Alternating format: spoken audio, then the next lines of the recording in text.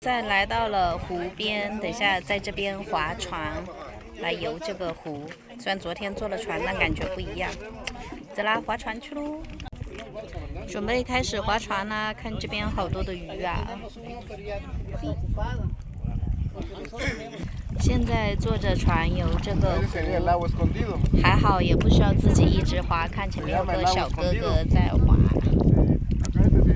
然后刚刚这边下面还有暗河，在墨西哥南部的话，很多河都是这种地下暗河连接起来的。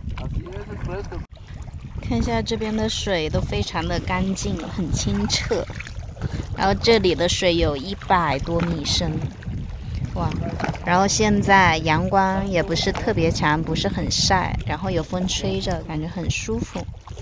看一下这波光粼粼的感觉。看到这边有环形的山谷，说是在这边大声喊叫的话会有回音。要不是我这嗓子不怎么好，我还真想高歌一曲。看到这些岩石没看那些，感觉像那个蛇的头。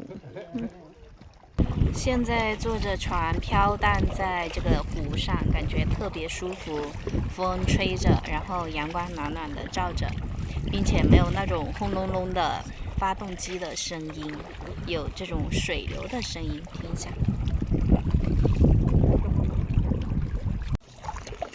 这个桨板每动一下，然后就会打起一个漩涡，感觉这个漩涡好好看呀。